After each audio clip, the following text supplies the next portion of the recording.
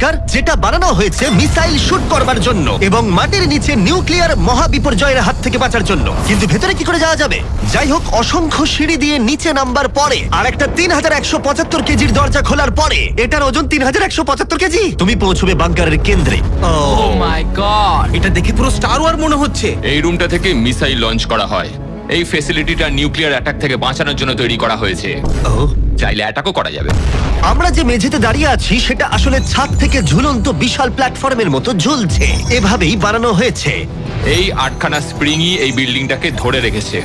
এটা বিশ্বাস করা কঠিন যে 50 বছর আগে আসলে এটা একটা মিসাইল কমান্ড সেন্টার ছিল, কিন্তু এখন এই মানুষটা এটাকে একটা লুকোনো সুরক্ষিত বাংকারে পরিণত করেছে, যা যে কোনো মহাবিপর্যয়ের সাথে লড়াই করতে পারবে। সরকার তোমাকে এটা করতে দিল কি করে?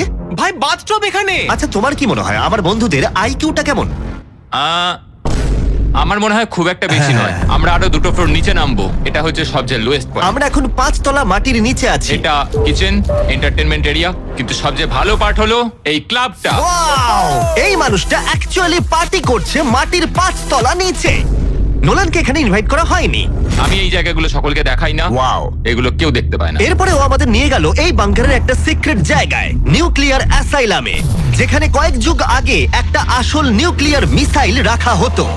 না জিমি এদিকে এসো। ও দাঁড়াও, এটা কি? ওইখানে যাওয়াটা সেফ হবে? হ্যাঁ? না, দাঁড়াও কার্ল, ও কিন্তু বললো এটা সেফ নয়। লাইটগুলো নিভিয়ে দিলে কেমন লাগবে? আমি জানি না ঠিক। ও ভাই, আমার ও সত্যি ভয় ভাই। লাগছে। আরে আমি তো কিছুই দেখতে পাচ্ছি না। আশ্চর্যের বিষয় হলো আমরা তো সবে শুরু করেছি। এই ভিডিওর পরের বাংকারগুলো দারুণ, ক্রমশ এগুলো আরো বড় হবে এবং আরো বেশি দামি হয়ে উঠবে। কিন্তু যদি তোমরা কেউ এটাকে বানাতে চাও